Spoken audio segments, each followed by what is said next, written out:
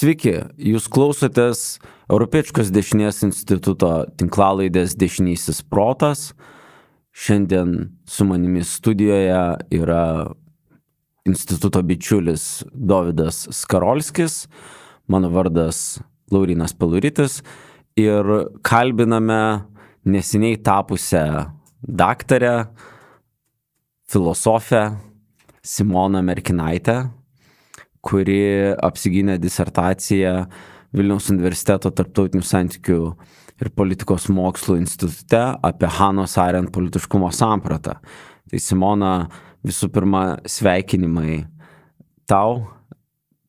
Politinės filosofijos disertacijos Lietuvoje nėra labai dažnas dalykas ir tas tekstas, aš palinkėčiau, kad kuo greičiau įsvirstų ir knyga, nes tą disertaciją skaičiau su dideliu malonumu ir dideliu įdomumu.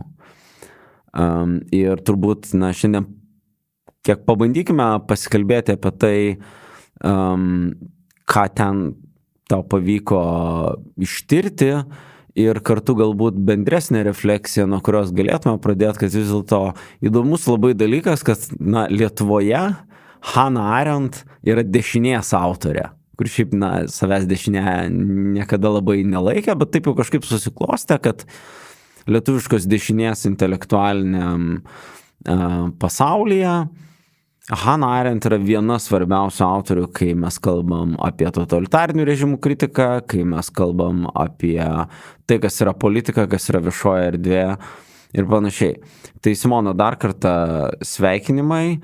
Ir norėtųsi turbūt pirmą ir klaust galbūt, kaip užsimezgė tavo santykis su Arendt ir Dovydas mane gal papildys šitą klausimą užduodant, ta prasme, kad įdomu ir tavo kaip mąstytojos ir tyrėjos kelionę tą disertaciją brandinant. Dovydai. Čia gal galim apskritai kalbėti apie du lygius, kuo Hannah Arendt yra apskritai įdomi ir kodėl žmonės, kurie mūsų klauso ir ko gero ar pirmas iki išgirs, ar nugirsta, bet neskaito, kodėl jie turėtų jos veikalus pasiimti.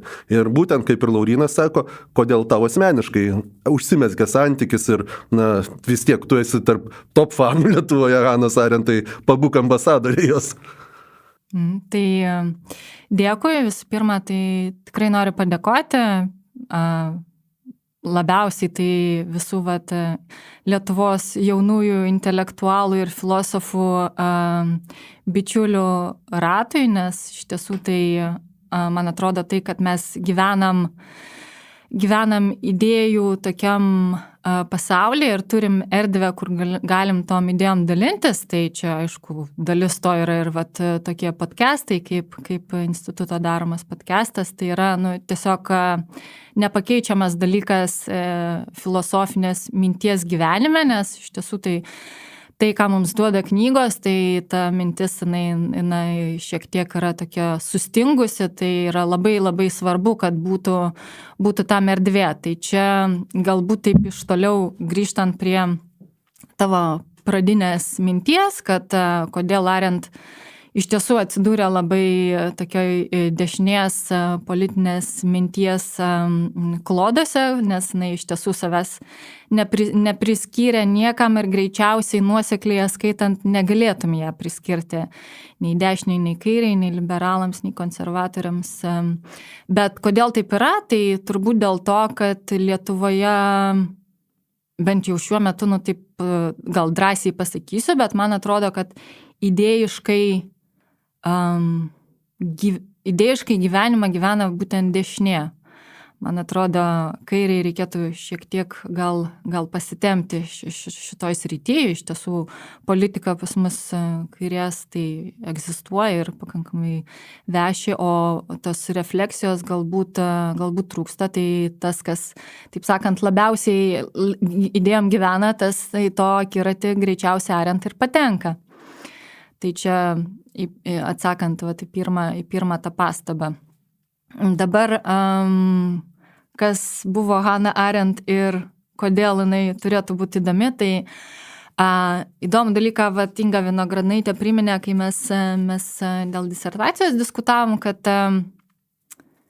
po Trumpo išrinkimo totalitarizmo ištakos tapo vėl skaitomiausia knyga, tai matyt visgi yra kažkas, kas rezonuoja bendrai šiame momente, kur mes esam kažkokioj, sakyčiau, tokiai biški nesvarumo būsenoj, neaiškumo pozicijoje ir su tuo, kas vyksta politikoje, ką matom JAV rinkimuose, karas grįžo į Europą po ilgos pertraukos ir toks neaiškumo momentas, kuris iš esmės buvo tuo metu, kai vat mesgėsi Arendt idėjos ir filosofinė mintis, ten maždaug 33-4 dešimtmetis Vokietijoje, jinai gimė ir gyveno iki 33 metų Vokietijoje ir tada jinai iš tiesų ją turbūt išskiria iš kitų filosofų tai, kad jinai siekia nesukurti kažkokią nuoseklę politinę mintį, o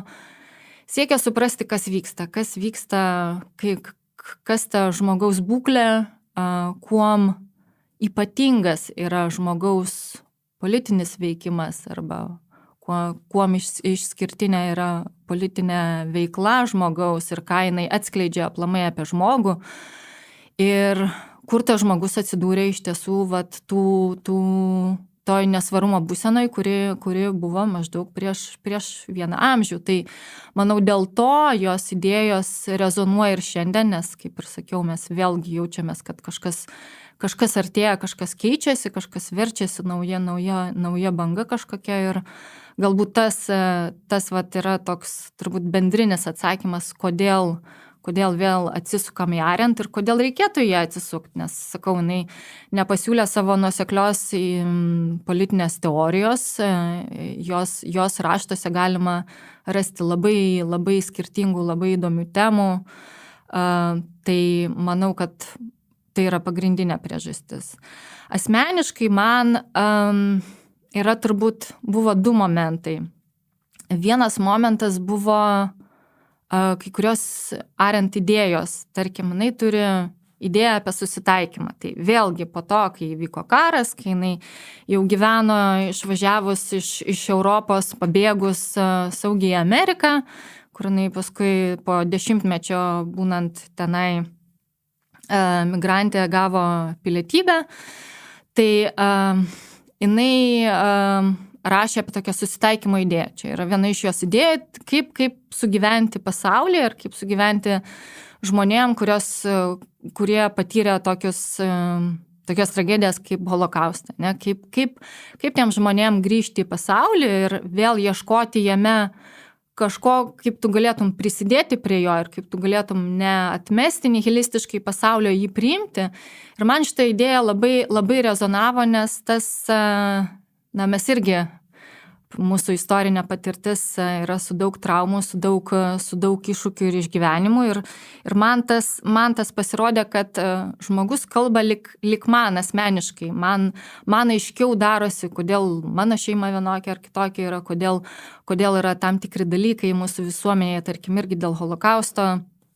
Tai čia yra turbūt vienas dalykas. Antras dalykas, tai nepaisant to, kad jinai buvo tikrai skvarbaus proto ir kritikavo modernę politinę būklę ir žmogaus ir laisvę ir kaip jinai tampa tokia individuali ir jinai kritikavo labai daug dalykų, bet tuo pačiu jos filosofijoje visada yra kažkoks toks, paprastai tariant, pozityvus momentas, kad jeigu viskas yra blogai, ar mes tada sakom, viskas, aš nuo šito atsiriboju, man to nereikia, tai jos atsakymas buvo, ne, mes turim surasti, kas mus priverstų peržengti visas problemas ir atrasti kažką pozityvos to žmogaus būklė, ypač po tokių iššūkių kaip Antras pasaulinis karas ir masinės žudynės ir panašiai.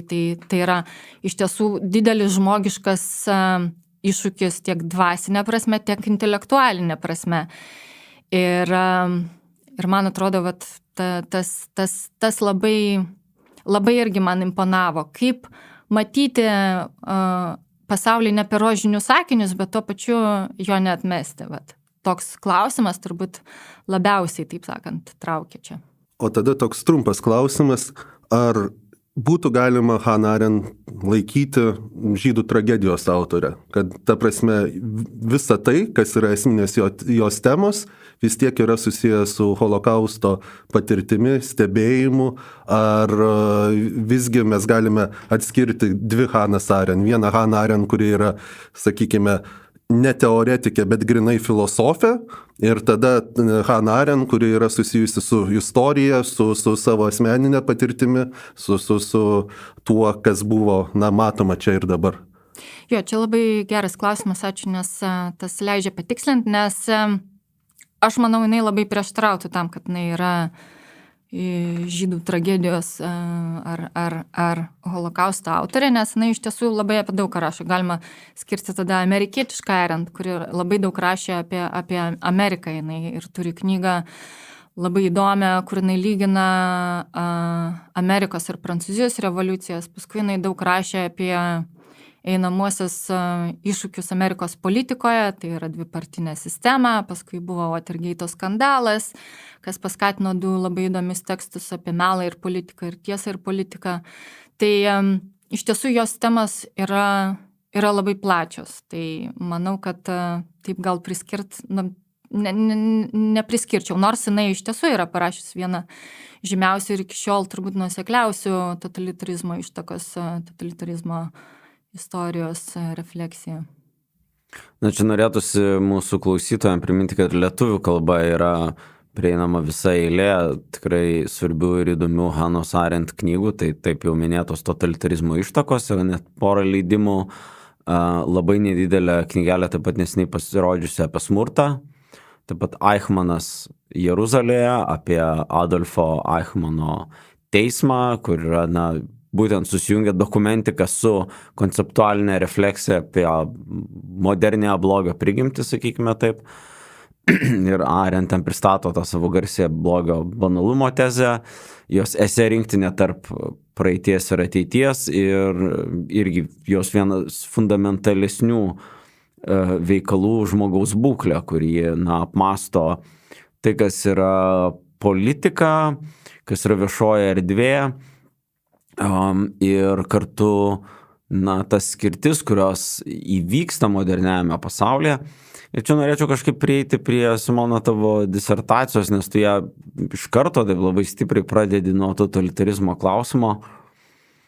Ir Arendt ir totalitarizmo ištakose rašo, kad totalitariniai režimai, ta savoka, jinai yra kažkas naujo, ta prasme, kad ji netelpa į visas klasikinės režimų klasifikacijos, kurias mes turėjome nuo antikos, ar ne, Aristotelio politikos, jeigu atsiverstume antrąją knygą, ten yra pateikiama režimų klasifikacija pagal, tai kiek valdo ir tai yra kas valdo, tai yra ar valdo vienas, ar keletas, ar daugelis, ir tada ar valdo savo naudai, ar dėl bendro gėrio kažkokio valstybės. Ir totalitarizmas į tą klasifikaciją, į tą matricą netelpa, tai yra kažkas naujo. Ir tavo refleksija to, keisto įvykio istorinė prasme, ar kaip tik, tai, ko reikėjo tikėtis, mus tiesų atveda prie klausimo apie moderniosios politikos,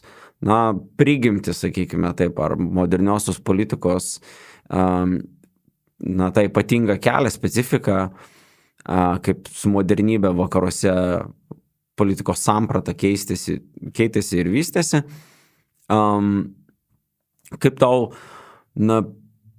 nusprendė, kad būtent šitos klausimus reikia susijęti su politiškumo klausimu, nes politiškumo klausimą, Arendt daug kalba apie politiką, bet jinai taip, jį sprendžia kiek klausimą apie tai, kas yra politika, jį sprendžia šiek tiek kitaip. O politiškumo tą klausimą formuoja, kad yra kažkokia politikos širdis, kuri glūdi nepaisant visų savokų, politinių režimų kaitos, tik intelektualinio oponento, Karlo Šmito idėja, kad yra kažkokia politiškumas pagristas draugo priešo skirtimi ir jisai yra anapus visų tų politinių reiškinių, kuriuos mes galime stebėti ir matyti. Tai kaip priėjai, kad galima klausti apie Arendt politiškumo sampratą ir tada kaip tau atrodo, kuo Arento politiškumo samprata pasižymė? Tai, man atrodo, tu ir minėjai, žinai, vat, žmogaus būklė, kuri yra toks, turbūt iš tiesų fundamentaliausias filosofinis Arent darbas, tai jinai ten kaip tik analizuoja klausimą apie tai, kas politinio žmogaus būklę skiria nuo nepolitinės. Ir man atrodo, kad tas klausimas jis iš tiesų yra, paprastai tariant, labai aktualus dabar, nes gyvename kaip ir demokratijos laikais, kas suponuoja, kad kiekvienas iš mūsų gyvena tą politinį gyvenimą, nes kiekvienas iš mūsų yra suverenas. Bet visų pirma, tai ką reiškia, filosofinė prasme, ką reiškia gyventi politinį gyvenimą. Vienas klausimas yra, kitas klausimas, kaip mes gyvenam tą politinį gyvenimą, tai jau kaip mes suprantam, kas yra politika ir koks mūsų santykis yra su politika. Toks praktinis lygmuo, jau nebe filosofinis. Ir koks yra to rezultatas, nes pažiūrėjus būtent į tai, kad kažkokiu būdu tos visų gebėjimo gyventi politinio gyvenimą kaip prielaida, demokratijos, tame idėjinėme kontekste susiformavo tokie režimai kaip totalitarizmas, kuris yra radikaliausias politinio subjektiškumo atmetimo forma, ne? Ir man tuomet kyla klausimas, tai tuomet kaip taip įvyksta, kad tokiom sąlygom, kai lyg tai visi mes turėtume gyventi politinį gyvenimą ir turėti ir deklaruojam savo politinį subjektiškumą, mes atsiduriam tokiai situacijoje, kai mes esam visiškai pavergti, ne? Tai aš manau, kad aš iš esmės bandžiau iš šitos perspektyvos prieiti ir pabandyti atsakyti į klausimą, kas visgi pagal Arent tas filosofinė prasme būtų, ką reiškia gyventi politinį gyvenimą. Ir kaip tuomet tai, kaip mes realiai politinį gyvenimą gyvenam, koks yra mūsų realus santykis su politika, gali privesti prie tokių tragedijų kaip totalitarizmas. Tai aš iš šitos perspektyvos ėjau prie šito klausimo ir pirmoji daly ten, kur aš analizuoju Arent politiškumo savoką, kaip tu ir sakai, jinai taip, nėra knygos Arent, kur jinai sakytų, politiškumas pagal mane yra tas ir anas. Tai iš skirtingų jos raštų pabandžiau sudėlioti vaizdą, kas pagal ją būtų tas politiškumas ir čia jau tada man ją lyginant būtent su Šmitu, kuris yra politiškumo savokos autorius, kuris sakė, kad nepaisant aplinkybių ir nepaisant režimų skirtumų, politiškumas turi kažkokią savo specifinę prigimtį. Ir aš pamačiau, kad Arent iš tiesų akcentuoja visiškai skirtingus dalykus ir jos politiškumo apibrėžtis turėtų būti visai kitokia. Tai jeigu mes tada politiką suprantam pagal Šmitą, kaip visų kovą prieš visus, tai mes iš esmės atsiduriam tokioj situacijai, kai mes nebegalim, mes nebeturim argumentų, kaip mes galim pagrįsti, kodėl visgi demokratija, kuri kiekvienam suteikia politinį subjektiškumą, yra geresnė už bet kokią kitą santvarką. Ką mes ir matom dabar Amerikos šito rinkimų procese, tai vyksta tokia kova tarp dviejų skirtingų požiūrių į tai, kas yra politika. Vieni galvoja, kad svarbiausia nugalėti priešą, toks šmitiškas požiūris. Kita pusė dar bando laikytis kažkaip, gal mums visiškai revoliucijos čia nereikia. Tai čia mes ir turim situaciją, kad yra tokia šmitiškas požiūris, o pagal Arent, kas išeitų, tai jeigu Šmitas paprastai tariant akcentuoja įtampą ir priešus, tai Arent labiau akcentuoja draugus. Ir man atrodo, tas jos akcentas ant to, kaip draugystė gali atskleisti mums kitaip mūsų tarpusavio santykius ir formuoti mūsų politinį gyvenimą, jisai yra paprastai tariant labiau tinkamas demokratijai arba santvarkai, kur žmonės turėtų dalyvauti politikoje ir turėti turėti kažkokį aktyvų santykį su politika. Tai man atrodo, čia toks buvo galbūt net man netikėtas dalykas, kad mes iš tiesų galim toj politikos prigimti atrasti labai skirtingus dalykus, ne vieną idėją, o skirtingas ir taip, kur mes dėsim akcentą, taip mes tokį santykį tarpusavį ir turėsim. Man atrodo, kad apskritai tiek ir politiškumas, tiek ir draugystė, jos yra susijusios su apskritai socialinės, politinės filosofijos viena bendrinių savokų, tiksliau bendrinių klausimų, kas yra gyvenimas, kurį verta gyventi. Tai koks yra Hanos Arendt požiūris į idealų žmogų, kaip jis turėtų elgtis ir politinėje, ir socialinėje aplinkoje, kas yra kažkokie kertiniai atributai, kuriuos jis turi turėti. Tai jos politiškumo sąvokai turbūt greičiausiai apibūdinčiau tokias tris sudedamasis dalis, tai kalba, veiksmas ir viešumas, tai yra, kad kiekvienas žmogus įsitraukdamas į viešą pasaulį, išeidamas, taip sakant, iš savo privačios erdvės, jis gali įsitraukti į bendrą pasaulį, vykdamas tarp kitų ir bendraudamas su kitais. Ir čia turbūt yra jos toks paprasta idėja, bet jinai, man atrodo, yra ir tokia išskirtinė, kad jinai galvoja, kad politinį gyvenimą formuoja ne tik kažkokie būtiniausi poreikiai, tai yra, mums, ypač modernioje valstybėje, mes patys vienumoje tai sunkiai išgyventume ir mes lyg tai telkiamės į kažkokias bendruomenės dėl to, kad mes turim bendrus poreikius, mes galim juos patenkinti ir tai iš esmės kūrė valstybę. Tai Arendt būtų požiūris visiškai kitoks, būtiniausius poreikis nereikalauja mūsų įsitraukti ir kalbėti visų pirma su tais, su kuriais galbūt mes nesutinkam. Ir visų antra, tokie klausimai negali mus išjudinti kažkokiai santvarkai, kuri būtų daugiau negu poreikių tenkinimas. Pavyzdžiui, kas mus turi priversti rūpintis teisingumu, ar solidarumu. Šitie klausimai, jie lieka šiek tiek paribiuose, jeigu mes tik politiką suprantam kaip būtiniausių poreikių tenkinimą ir kad tai yra kažkoks racionalus mūsų susitarimas tam, kad mes kiekvienas iš mūsų gautų toks hopsiškas maksimalią naudą iš to bendro gyvenimo. Tai jos mintis yra, kad tai yra politikos dalis, bet tai nėra politikos prigimtį apibrėžiantis elementai. Jinai kaip tik manė, kad tas mūsų gebėjimas peržengti ir kurti pagrindę per kalbą, nes mes galim pradėti diskutuoti apie tai, kas yra teisingumas, kas yra moralumas, kaip privaloma gyventi, o ne tik kaip mes galim gyventi, patenkindami mūsų visus poreikius. Tai čia yra pagal ją politiškumo esmė. Ir dėl to jinai skiria tos 3 elementus, tai yra veikimas kartu, tai yra gebėjimas bendrauti tarpusavėje ir būtinai, kad tai būtų viešai, tai yra ten, kur yra mūsų daugis. Tai mes galim kurti tą politinę bendruomenę tokią autentišką prasme pagal ją.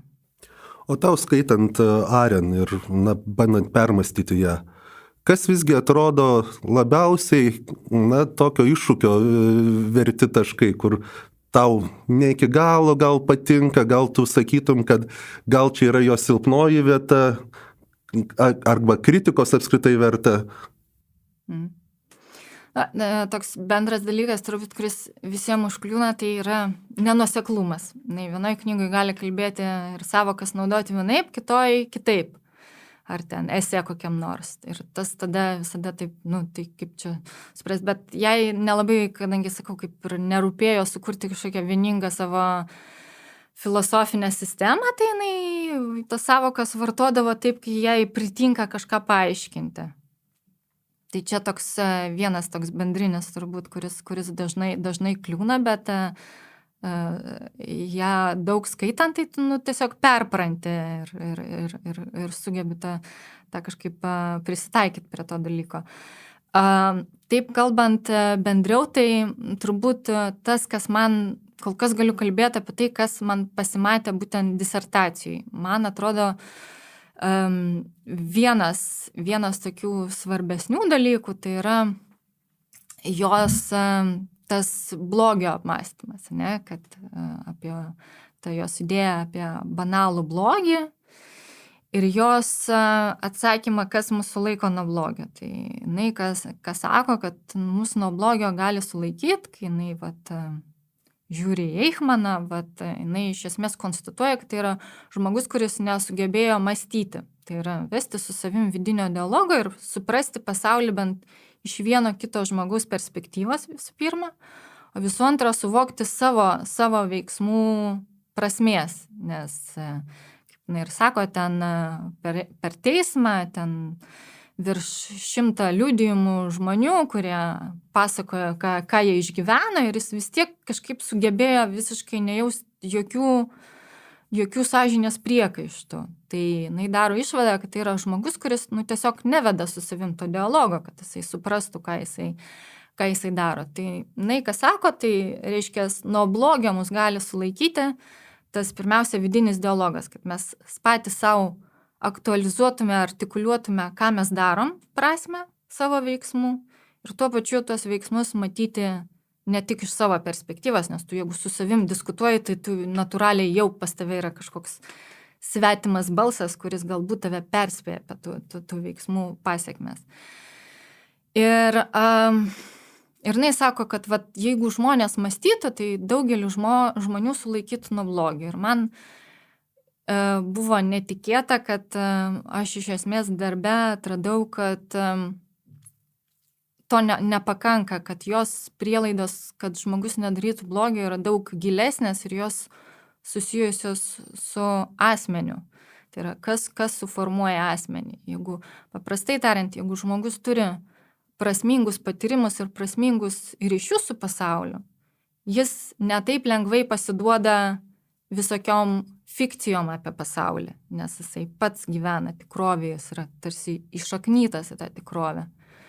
Ir šitos idėjos, kiek svarbi ta žmogiškoji patirtis ir aplamai asmenybė, kuri turi savo suvokimą, kas yra gėris, kas yra blogis, kas yra teisingumas, neteisingumas, tikrovė, fantazijos, kad yra iš esmės tas asmuo, vienas iš svarbiausių, arba kuris paaiškina, kaip žmogus gali mąstyti ir kaip jis gali atsilaikyti prieš blogį. Tai man tas buvo netikėta ir pasariant, iš tiesų jinai to neišplėtoja, tai čia gal nėra tokia jau visai tiesioginė jos kritika, bet, ta prasme, čia toks bandymas toliau mąstyti, ką reiškia ir ko reikia, kad galbūt atėjus valandai X mes galėtume atsispirti tam blogiui. Na, iš tiesų, taip galima turbūt kiek gal skeptiškai žiūrėti tą tokį labai intelektualistinį priėjimą prie gėrio blogio klausimo. Tai yra, čia ir Platono Aristotelio, ar ne, diskusija, ar mums užtenka to žinojimo, kas yra dorybė, kas yra teisingumas, kad elgtume teisingai. Ar vis dėlto mes turime tai praktikuoti ir įkūnyti. Ir kartais netgi ir ne žmonės visiškai paprasti, jokia prasme ne intelektualai, nepasižymintis kažkam giliom refleksijom, jie tiesiog žino, kas yra teisingas poelgis ir taip daro, o štai intelektualai turintis puikų išsilavinimą. Ir kartais netgi apie tai labai daug kalbantis ir rašantis. Taip, kartais apie tai daug kalbantis rašantis, kuo puikiausiai pasiklysta tarp trijų pušų ir ta prasme šitą pats taikau savo kaip žmogui. Tai yra, kaip yra sunku būtent turėti tą integralumą, kad intelektualinių įrankių turėjimas, jisai asmenybinio integralumo negarantuoja.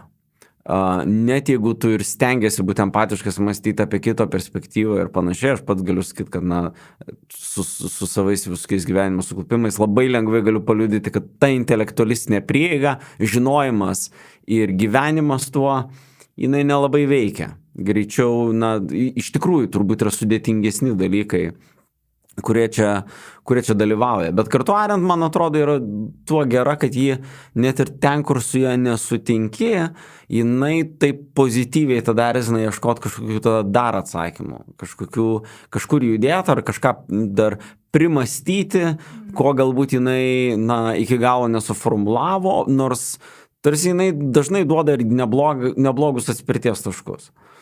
Ir grįžtant prie to politiškumo klausimo, aš vis kažkaip pastaruojusius porą metų grįžtu prie tos minties, kad turbūt dažnai, ypač dar filosofų konferencijose, man yra tekę susidurti su tokiais priešpriešinimu, kad tu arba renkiesi Šmitą, šmitišką perspektyvą į tai, kas yra politiškumas, arba tokią arentišką, habermasišką, kuri yra susijusi su dialogu, su viešąja erdve, viešų pasirodymų viens kitam, tokios, vadinkim, politinės fenomenologijos ar socialinės fenomenologijos dalykais. Nes labai panašias idėjas gali daug kur rasti. Bet aš kažkaip vis toliau žiūriu, kad iš tiesų jie kalba apie dvi medalio pusės. Taip, Šmitas sako, skirstymasis tas į draugus ir priešus, bet jis tik priešus akcentuoja ir nelabai rimtai turiningai pasako kažką, kodėl žmonės būrėsi į draugus, jis ten tik tai tokia, pasako, kad žmonės, jeigu rimtai tiki kažkokiamis idėjomis ar kultūroje, ar ekonomikoje, ar religijoje, ar dar kažkame, tai gali būti pakankami faktoriai susiskirstyti į grupės, susiskirstyti į draugus priešus. Bet Arendt kaip tik stiprybė yra tos socialinės fenomenologijos pusė, kuri aiškina, o kaip mezgasi tas horizontalus ryšys, kur laisvi lygų žmonės patys save determinuojantis, kaip jie susitinka ir kaip užsimezga tarp jų dialogas, ar kokie yra iššūkiai, tą socialinio audinio trapumą ir jo formavimosi prielaidas, man atrodo, Arendt gerokai įtikinamiau aprašo. Bet taip, žiūrint iš tos du autorius, ir jų biografinius, ideologinius skirtumus, vis dėlto, man atrodo, ir tavo disertacijoje tas neblogai atsiskleidžia, kad juos galima į tokį produktyvų intelektualinį dialogą suvesti ir gauti daugiau, negu tik tai pasirenkant vieną kažkurią stovyklą. Jo. Tik čia, kaip tu sakai, viena šmitiška, viena Arendt Habermas, tai čia toks yra juokas, kad Habermasas nusižiūrėjo savo filosofiją nuo Arendt, tik nepamatė svarbiausių dalykų, tai nespėjo nusirašyti. Tai bet, gal dar spės, dar gyvas. Dar gyvas, dar šiaip bjaurus žmogus buvo. Yra. Čia labai teisinga tavo pastaba ir iš tiesų aš taip, kadangi reikėjo visgi kažkaip tai metodologiškai savo pagrysti, kodėl aš, tarkim, pradedu ir nuo Šmito, ne tik nuo Arendt, tai aš bandžiau ir išsijoti ir pabandyti taip padaryti tokią prielaidą, kad gali veikti vienas principas, jeigu mes galvojam apie valstybę kaip vienetą, ir gali veikti visai kitas politiškumo principas, kai mes galvojam santykį tarp žmonių, kurie gyvena bendroje. Tai man atrodo, kad Arendt, tas, kaip tu gražiai išsireiškiai, bandymas suprasti, kaip mezgasi tas horizontalus ryšys ir ko jam reikia. Kaip mes turim suprasti, kas yra politinis gyvenimas, kai mes gyvenam savo bendruomeniai, bendroj valstybei. Yra vienas dalykas, bet aišku, ypač dabartiniai situacijai, tai irgi nereikėtų taip traktuoti viską gražiai ir matyti realiai, kad priešai vis tiek išlieka, jie išlieka kaip valstybės priešai ir čia jau turbūt stipresnis yra šioje vietoje Šmitas. Man atrodo, kad iš viso, jeigu mes žiūrėsime į grėsmes, tiek iš vienos pusės žiūrėdami per priešo prizmę, iš kitos pusės per draugo, mes pamatysime visiškai skirtingi dalykai, kad yra patys esminiai, kai mes žiūrime į politinį kūną, kas jam gali nutikti. Nes blogis, jeigu būtent vėlgi banaliu tokiu šmitišku, hopsišku principu žiūrėsim, tave čia gali kažkas agresyviai prismeigti, taip toliau. O iš draugystės pusės žiūrint, tai, kas gali blogiausia nutikti, yra švelnus dalykai. Tai yra po truputį kažkokia tai erozija socialinė vykstanti, kažkokių tai dalykų laiks nuo laiko praradimas. Čia tiesą sakant, atleiskit man, aš visą laiką įmetinėjau tolkienizmą, bet man atrodo, kad Tolkienas irgi labai puikiai kalba apie šitos dalykus, kad tu nepastebi netgi, kaip šitie blogiai ateina truputis po trupučio, milimetras po milimetro ir todėl, kaip tu ir sakai, sukabinti šitą vieną ir kitą, tu pamatysi pilnesnį vaizdą apskritai, kas gali nutikti politikoje, kas gali nutikti žmogaus pasaulyje blogo. Aš aplamai supratau, kad gal čia ir buvo toks iššūkis suvaldyti tą darbą ar tai bendrai tą, kaip čia pasakyti, tą kūrinį, kuris čia išėjo į tą disertaciją, nepasiduodant tokiom išvadom neprieinant, o dabar čia idėja, kuri viską atskleidžia, nes man atrodo, Arendt čia yra stiprybė, kad jeigu ją pavarčius, tai gali surasti pritarimą, turbūt bet kokių pažiūrų žmogus kažkuria prasme suras kur nors kokį nors savo pritarimą, bet jeigu ją įsiskaityti ir su ją biški pabūt, tai galima matyti, kad jinai ką bando daryti, kas irgi nebūdinga turbūt tiem, kurie bando sukurti kažkokią filosofiją ir save parodyti kaip intelektualą, kažką išgvildenusi ir pateikusi atsakymą. Jinai tokia labiau toks sokratiškos tradicijos stoja bandyti užduoti klausimus. Ir jinai ką padaro, tai man atrodo leidžia išlaviruoti ir jeigu nuoširdžiai ir sąžiningai bandai suprasti, ką jinai rašo, tai iš jos negausi tokio vieno recepto.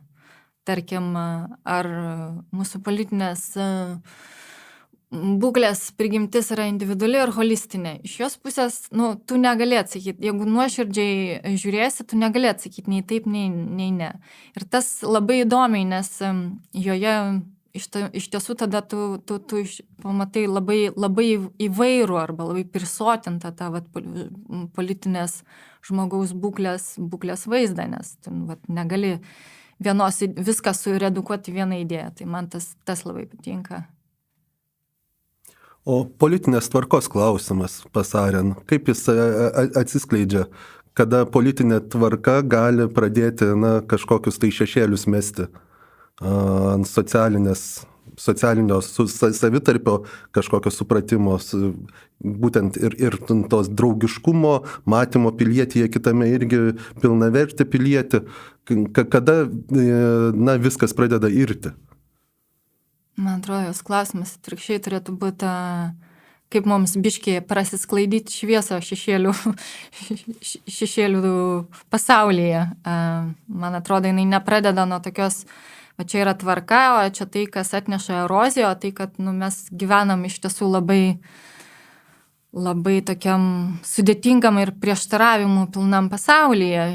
Kaip ir vienas iš pavyzdžių, mes gyvenam tokiose visuomenėse moderniuose, kur mes turim daugiau negu bet kada, komunikuoti galim daugiau negu bet kada, susisiekti galim, bet tuo pačiu jinai ir kalba totalitarizmo ištakose, kad mes gyvenam beprecedentės tokios vienišumo sąlygomis.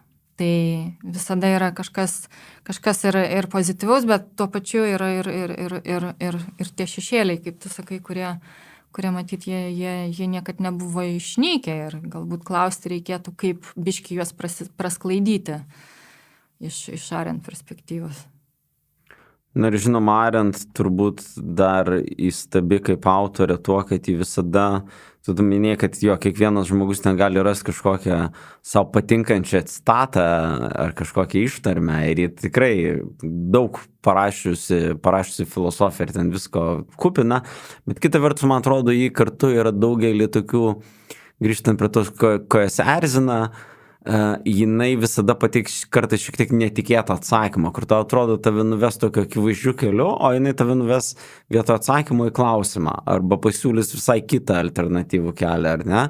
Ir čia verta vien atsiminti 70-mečio pabaigoje pasirodo jos knyga, kaip tik ten apie, įsivaizduokit, 68 metų įvykiai verda, o Arendt štai išleidžia knygą apie revoliuciją ir kalba apie dvi revoliucijas, kaip tokias revoliucijų paradigmas, Prancūzijos ir Amerikos revoliucija ir kaip du apšvietos variantus ir kartu du skirtingus atsigrįžimo į antikos paveldą dar variantus tuo pat metu ir iškelia Amerikos revoliuciją kaip pavyzdį ir kaip tai turėjo tam intelektualiniam kontekste nuskambėti, kur Prancūzijos revoliucija, ypač kairė, visada buvo itin idealizuojama, net bolševikai, kai jie darė savo perversmą, jie taip pat vis bandė ieškoti kažkokio istorinio rimo su didžiąja Prancūzijos revoliucija ir vėliau tarsi konstruodami savo tos tariamos revoliucijos mitologiją irgi nuolatos tarsi referuoti į tuos dalykus, o Arendt pateikia tokią fundamentalią Prancūzijos revoliucijos kritiką ir kartu apologiją Amerikos revoliucijos, kad iš tiesų orumas, lygybė, laisvė yra vienoje, o kita, nors ir turi formalų pažadą, yra giliai problemiška. Tai Arendt man kartu yra tokia, autorė, kuri niekada nebijojo užgauti kažkokių, to meto status quo intelektualinių tendencijų, ar kairėje, ar dešinėje. Jo, čia turbūt ryškiausias, tu sakai apie revoliuciją, bet ryškiausias tai pavyzdys visgi išlieka Eichmanas Jeruzalėje, kai ten sukėlė tokį skandalą, nes visi matyt irgi tikėjosi kažkokio ten knygos apie tai, koks Eichmanas buvo monstras, o jinai ten rašo, kad tai buvo normalus, nieko neišsiskiriantis vidutinio amžiaus pilietis toks, ir tas buvo suinterpretuota kaip tam tikra, nežinau, kaip čia pasakyti, empatija jo atžvilgiu. Kitas dalykas, jinai knygoje ten ar puslapis, ar 2 puslapiai yra skirti žydų tarybam.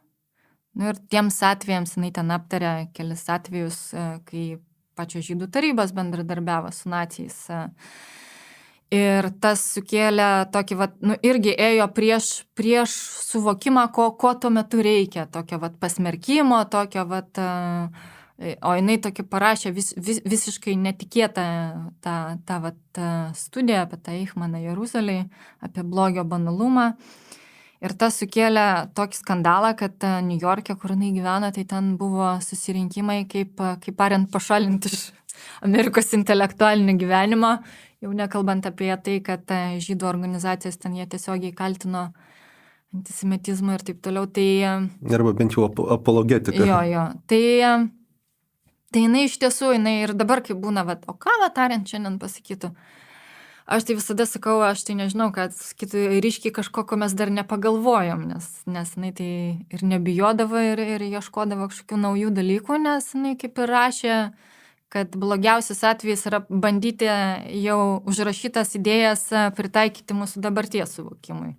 Ir man atrodo, čia atsiskleidžia toks aukštesnis pas ją dalykas negu pas daugelį žmonių, kurie yra ir vardinami filosofais, nes daug kas gali apmastyti ir pridėti kaip teoretikas kažkokį tinklelį, kuris yra kartos balsas ar laikotarpio, o Hannah Arendt ji neapmasto, ji masto. Ir tai yra grynasis filosofo mąstymas, kai tu būtent ir gali nueiti į tą kažkokį naują, nes tu nesitenkinius ties daugeliu detalių, kurios tarsi ir turėtų į tavo troškinį įeiti, ne, tu nueini ir susirinki savo.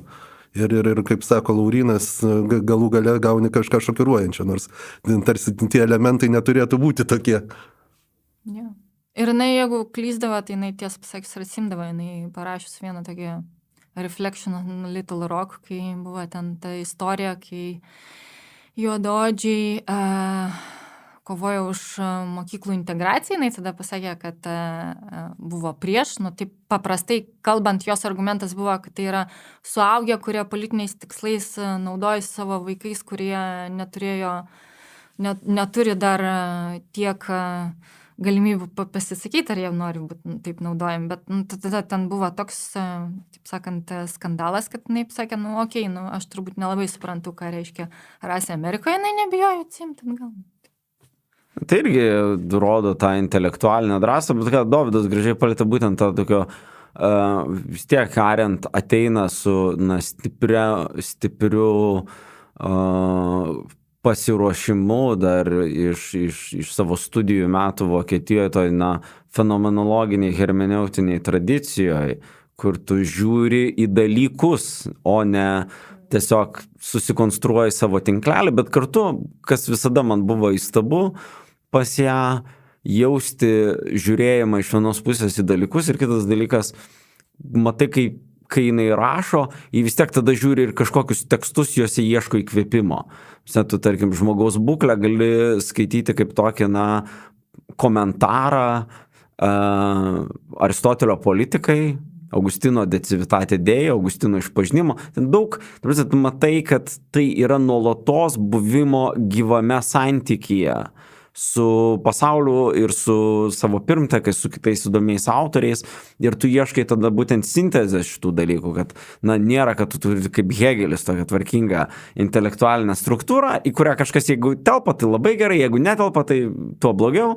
Tiem dalykam, kurie netelpa, žodžiu, yra toks švarus pasaulio vaizdinys. Ir kartu ariant, istoriškumas, jos yra toks refleksyvumas, jinai nebuvo ten kažkokia puikiai istorikė ir ten istoriografinės kritikos, ten kai kuriam dalykam, kuriuos jinai rašo, pateikti galima, nes galų galiai jinai remiasi ten ir kitų tyrimais, taip toliau, tie dalykai, informacija, istoriografija taip pat tobulėja, keičiasi, permastoma, kažkokia nauja informacija yra atrandama, tai tie žinoma dalykai nėra amžini, bet pas ją yra vis tiek toks labai stiprus jausmas ir tų pertraukų, bet kartu ir bandymų susiorientuoti iš tiesų tokiam plačiam makro istoriniam procese, kur tu su savo įsivaizdavimais, kur tavo tiek atrodytų kasdieniai politikos vaizdiniai, kad jie iš tiesų dalyvauja gerokai didesniam dialogui. Ir kartu man tai irgi visada būdavo jos ypač politinės esė, skaitant apie kokius nors Amerikos dalykus, staiga nustebina, kad jinai sugeba susijęti tarsi kažkokį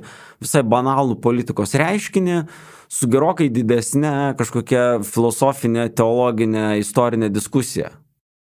Ir man atrodo, užbaigiant šitą pokalbį, turbūt reikėtų dar kartą, Simona, tau padėkoti ir pasveikinti su sėkmingai apginta disertacija. Tikrai nekasdienis įvykis, toks brandus tekstas apginamas kaip daktaro disertacija Vilniaus universitete. Tai tuo galime džiaugtis visi. Ir mėliesiam klausytojam norisi priminti, kad šiandien studijoje su manimi Laurynu Peluričiu taip pat buvo mūsų kolega bičiulis Dovydas Karolskis ir kalbinome daktarę Simoną Merkinaitę. Jūs klausėtės Europietiškos dešinės instituto tinklalaidės Dešinysis protas. Iki kitų kartų.